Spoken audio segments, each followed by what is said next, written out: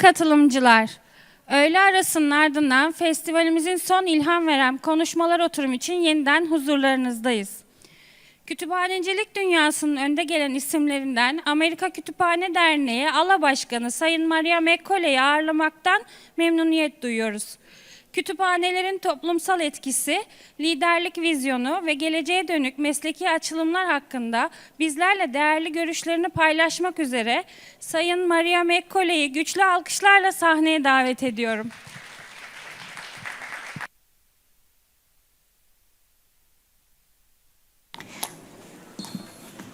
Hello, everyone. How are you? Are you feeling energized after a delicious lunch? Yeah, all right, we got one person. So I am so pleased to be here, and I wanted to share a little bit about myself and then to go into some contextualization about both opportunities and challenges facing libraries as we think about how libraries help people to live their very best lives. My name is Maria McCauley, and I am the president-elect of the American Library Association. And I like to describe my work focusing on the role of libraries as community anchors for access, learning, cultural connection, and well-being. And much of what I do is to explore how libraries can continue to evolve to best serve our communities in meaningful ways. On a personal note, I am also a yoga instructor and Reiki healer, and I believe in various healing modalities, including behavioral and cognitive therapy. Our libraries support living, learning, and healing over the span of patrons' lives. Library patron Irene told me that when she was growing up as a ward in the state of New York, that it was the library that was her lifeline. Her childhood librarian nourished her mind with books and filled her belly with actual food. Irene graduated from high school, pursued her bachelor's degree, and then later earned a degree, her graduate degree, and thanks in a large measure to the support that she got from her local library.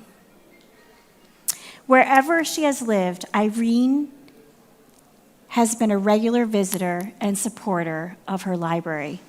And Irene recently joined the trustees at my home institution, the Cambridge Public Library in Cambridge, Massachusetts. And it's there that she talks very proudly about the transformative nature of libraries to change people's lives and to support people's lives. Here is a photo of my home institution, and we have 7 libraries in Cambridge, Massachusetts. It's a population of 120,000 people, 7 libraries and 6.5 square miles. These are the public libraries. Of course, there are many academic libraries as well. Cambridge loves its libraries.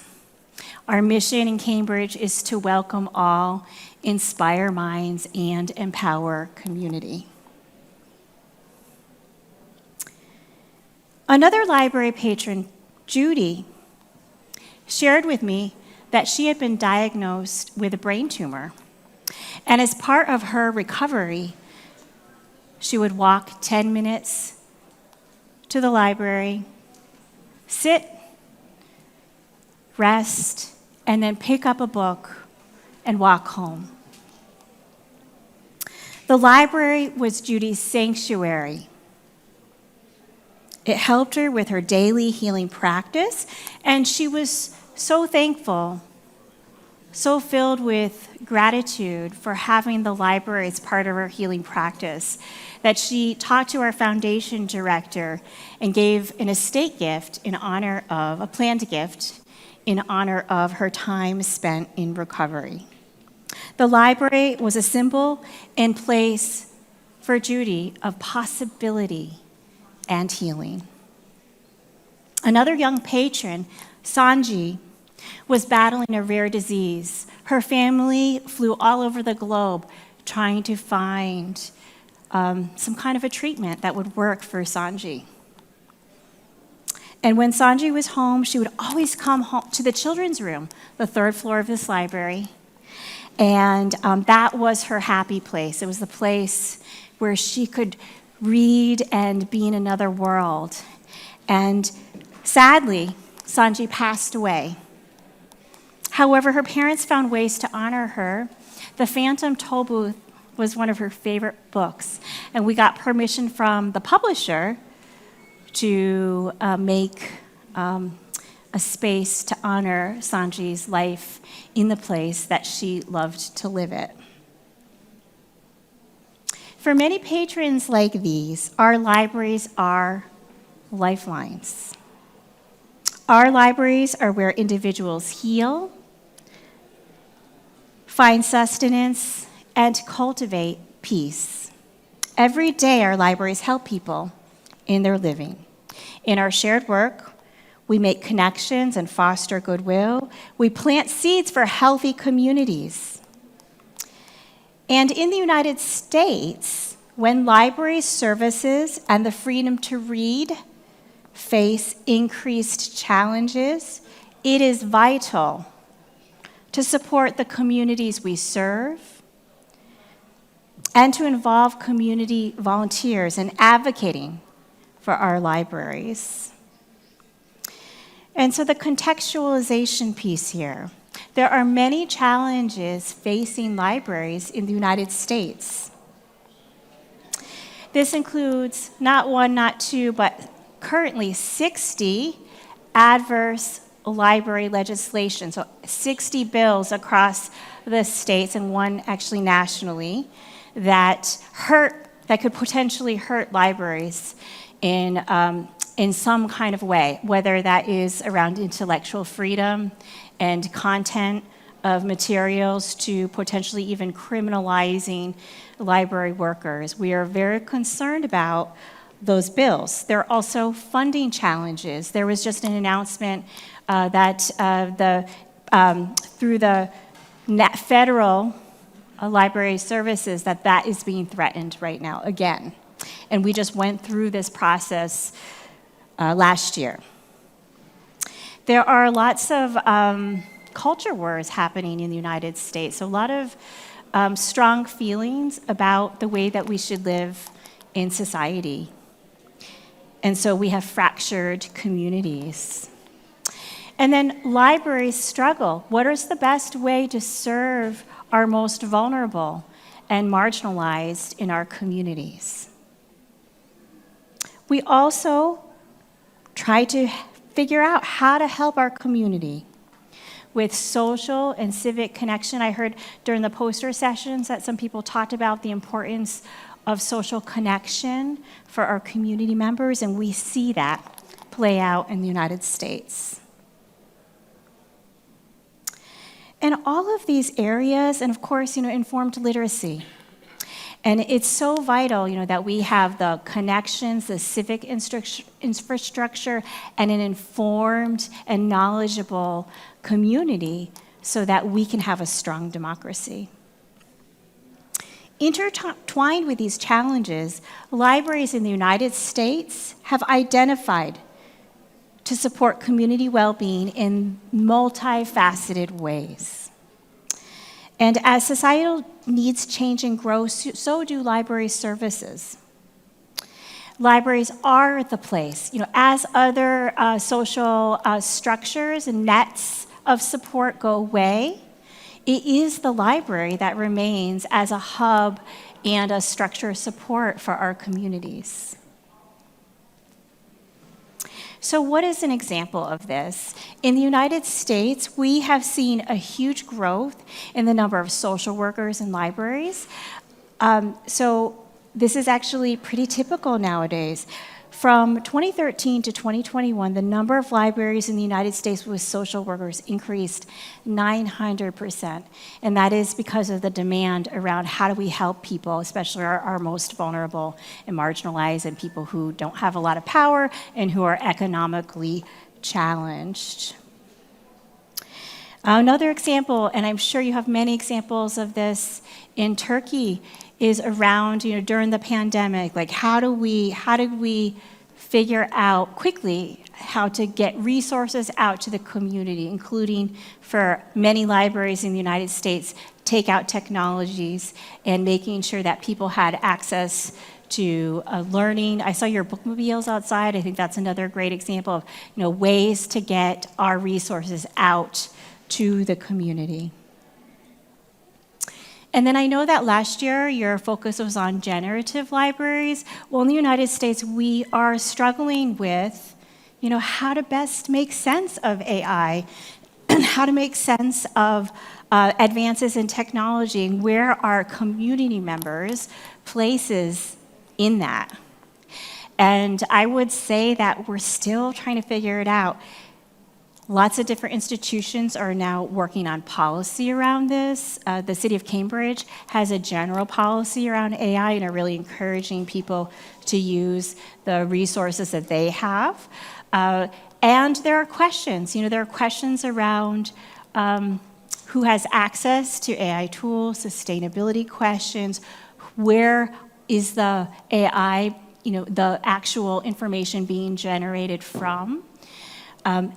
At the Cambridge Public Library and many other places, I've talked to many directors who are doing forums where they're actually exploring the nexus of all of these aspects of AI. And I think that's really healthy, is to actually have not only teaching and learning about how to use any tools, including AI, but also what are the potential societal implications? What are young people thinking about AI? What are other community members thinking?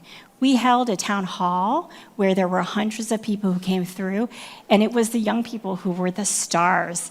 They were doing research on AI. They were demonstrating what they had learned. Some had created games around this. And we had panels of people from MIT to Harvard to students who were talking about the democratization of examples where they feel like AI, that they could actually have a little piece of it. It was really fascinating. And I think that it's important for all of us to continue to explore that, because it is about,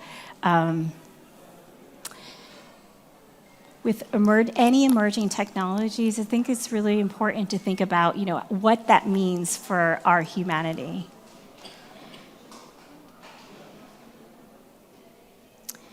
In the United States, we need the support of our communities and our governments to allow us to continue offering our services and our resources. And so advocacy and relationship building are critical. And why is this? It's unlike in Turkey, where you have a really strong centralized system. In the United States, it's very local.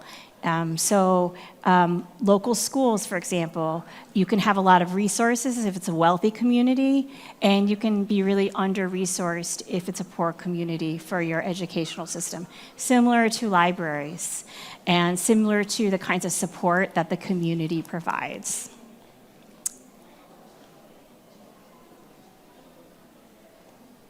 I want to give some examples of how libraries are helping with the multi-layered idea around healing in the United States. At the San Francisco Public Library, they provide free addiction recovery materials through their Read to Recovery program. And so just like many urban centers in the United States, people have different addictions, and rather than hiding it, the San Francisco Public Library said, let's actually really address this head on. And so they have addiction counselors, they have supports, reading materials that stay on the shelves. They have Narcan. Many libraries administer Narcan, library workers. And this is to reduce opioid overdoses. And they expanded this collection with San Francisco's Board of Supervisors. And they have workbooks published by Alcoholics Anonymous. And they make all of these materials for free to their community. 4 locations now have these resources on their shelves. Library staffers are working to roll out the initiative to all 28 locations in its jail and reentry services program. And they spent $66,000 one year to purchase materials to cover a variety of these approaches. Read to Recovery, that's the name of their program, gave away 3,700 recovery-related books in 1 year. We also have incidents with guns in the United States. And I'm sure all of you heard about or have heard about some of these shootings. In Parkland, Florida, there was a really harrowing situation where a lot of people died. This included 14 students and 3 faculty members. And it was the school library and the library media specialist, Diana Haneski, who helped these survivors at the Marjorie Stoneham Douglas High School in Parkland. She became a leader in the community's healing. She provides a space in the school where people can meet her and meet with her dog. She has a therapy dog, River. And people can come, students can come and meditate in the Zen room. And she's just an incredible example of somebody who she was actually part of the tragedy herself, and she was able to channel her own trauma and energy into trying to create a healing atmosphere for survivors. Many libraries, similar to what we heard today, offer lots of different kinds of healing practices, whether that's yoga or Tai Chi or writing workshops. In the United States, loneliness is something that we hear about a lot, and so there are intentional ways for people to connect. For example, programs for people 55 plus. And then there are also programs to reach young adults too, so people in their 20s and 30s who are trying to make community connections. We have this one gaming drop-in program where, for some reason, some presumably single young people who are walking by, they'll say to the librarian, "Oh, I just happened to be here, decided to drop in," and then the next week, "I just happened to be here, drop in," and it's a way for them to form new friendships. And I wanted to share with you one of the most powerful examples I've seen about in the United States around truth and reconciliation, and I think in a profound sense, healing. And this is in Georgia, where there are the Gullah community, and it's around rice production. So in Georgetown, they explore the production of rice, and since slavery and Jim Crow, there is a profound need to heal. So this is where enslaved people worked the rice, cleared the fields, created the ways that rice were going to grow, and the owners of the plantations made huge profits. And then when the war came, many African Americans stayed and they continued rice cultivation until the rice industry failed. And now the community is faced with literary and economic challenges. And this rice project brought people together, and the community explored the history, acknowledged the pain of the past, and they're still doing it. So this has been many years. They bring in scholars so that the community can be really aware, and local scholars, of the important history of this area and the Golub people. And the library director said that this has been like this watershed moment for him where the community was able to heal and to understand each other more and to learn about their history. This project is helping the community to rediscover their roots.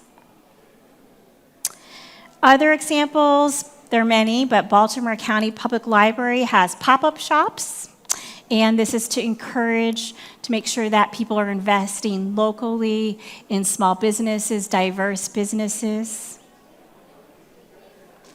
In Cambridge, we have a Cambridge Cook Series, and there are many cooking series in the United States. And we have a cooking cart that maybe some of your libraries have as well. We try to also partner with the Sustainability Office to showcase what an induction stovetop offers, and to also showcase the various cultures that our local chefs come from. The information literacy component of what we do has probably never been more important. Sharon and I were talking about how there's this plethora of information resources, but it is the discernment. It is the how do we find vetted sources, and then how do we actually bring that together, right? How do we actually discern what is useful information versus just going to the AI, whatever comes on top with a search. And I know that there are different models across the globe, and the American Library Association has done some really good work. For example, with their American Association of School Librarians Standards and the Association of College and Research Libraries framework for information literacy for higher education. To fill in service gaps exposed by the COVID-19 pandemic, Warren County Public Library in Kentucky, they opened 4 satellite libraries. And these are meant to support populations that wouldn't necessarily be able to get to their other libraries because of various barriers. And they started also to work with a group called LifeWorks at Western Kentucky University in Bowling Green. And this offers 2-year stays for neurodiverse young adults and focuses on independent living and job readiness. And they opened a satellite location, making it the state's first public library branch dedicated to serving neurodiverse patrons. And as all of you, and I've heard some examples today, are thinking about people with various abilities, understanding and trying to provide supports for people with neurodivergence along many different lines is something that I think we're seeing as a trend in a lot of libraries in the United States. One example with the discourse around the fractured nature of a lot of local politics is in Iowa at the North Liberty County Library. They host a pizza and politicians series where they actually bring in different speakers from the community, including elected officials, to talk to teens about the importance of their work over a slice. So also is talking about the importance of civic engagement. And they have an entrepreneur program for immigrants, a good neighbor book club, and living room conversations, such as, can we get along when we're voting? And the Baltimore Public Library launched the Be at the Table conversation model to bring together community members to meet and to talk and to discuss. And I thought it was really wonderful to participate in the World Cafes this morning, and that's another model, right, that a lot of libraries are using. Each of the libraries that I mentioned, they looked at their community's needs, they figured out who to partner with, and the best way to provide, and I'm being expansive when I say this, these healing services and resources for their communities. It's vital that libraries remain community hubs of social healing, and in order to do so, we need to invest in it and to advocate for it. And in the United States, that's really quite important. In the United States, there's also focus on how do we lift up and support our library workers so that they can do their work. It's not always easy. And so examples are staff support toolkits. There's a national line where library workers can call through a nonprofit and talk and do group counseling work. Many of the social workers, like our social worker, Brett, who provides ways for staff members to also unpack particularly traumatic incidents. And then many libraries have group norms or ways of being, and so it's ways that we set values so that we can also practice trying to be respectful and inclusive of each other in the workplace. The work that we do as library professionals is life-changing, right? All of you are doing life-changing work. And there will always be, as we've seen in the United States, challenges to overcome. But we are so creative and resilient and equipped to care for our communities because our work is connected directly with our missions, which are about sustaining and helping our communities to thrive and to flourish. I encourage all of our library people to continue to listen to our patrons and identify their needs, and then to create or adapt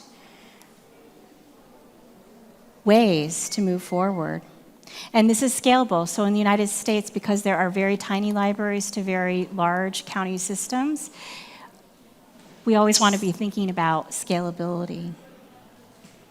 And then in the US, because we're facing these challenges, it is through the coalition building, through the partnerships, through the community advocacy, and our community members who are willing to kind of make sure that they're picking up the phone and showing up, that we're able to sustain our work as beacons of learning, bridges to understanding, and sanctuaries for healing and well-being. And when we invest in creating healing libraries for the Irenes, the Sanjis, the Judys in the world, we advance our collective humanity. Thank you.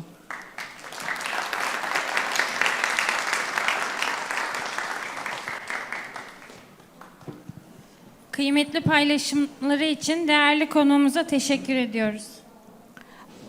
Did anybody have questions, or do we have time for questions? I don't know if we have time. Okay. Does anybody have any questions?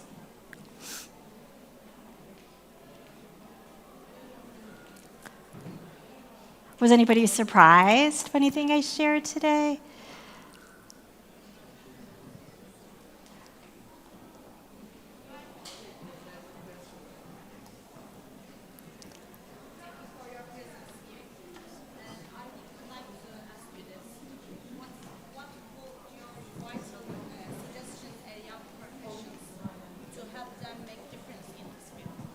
For young professionals? So the question is, what will help young people as young professionals to make a difference in their... Oh, as bachelor degree students. And are you working in libraries? Or Right now we are students at the Marmara University. That's why I'm asking this. yeah, I would think volunteering for libraries, talking and sharing about the impact that libraries have had on your life is a wonderful way to support our libraries. Thank you. Yes, great question. Thank you.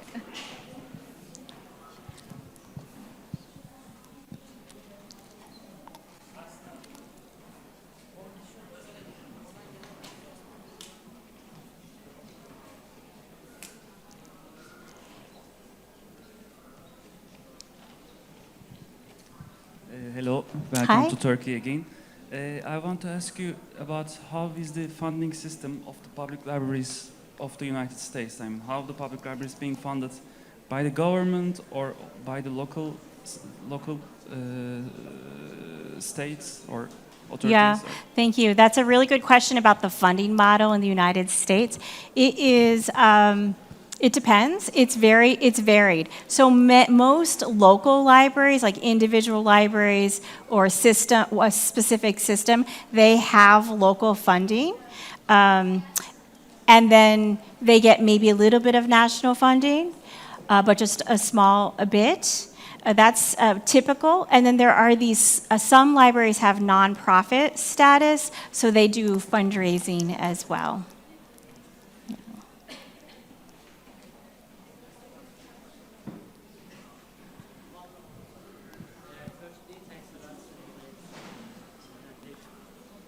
I wonder AI technology. What are you thinking about AI technology's effects on librarians' behavior, maybe after 10 years?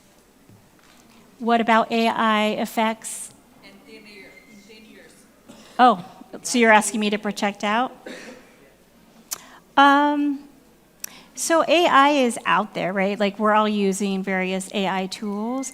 I think for libraries and library workers, I would encourage people, even if they personally feel conflicted about it, to learn how to use and teach AI. And then to even experiment on how could be used in different ways to be able to demonstrate to other people, because it is a technology that is here, and so I would hate to see library people out of it.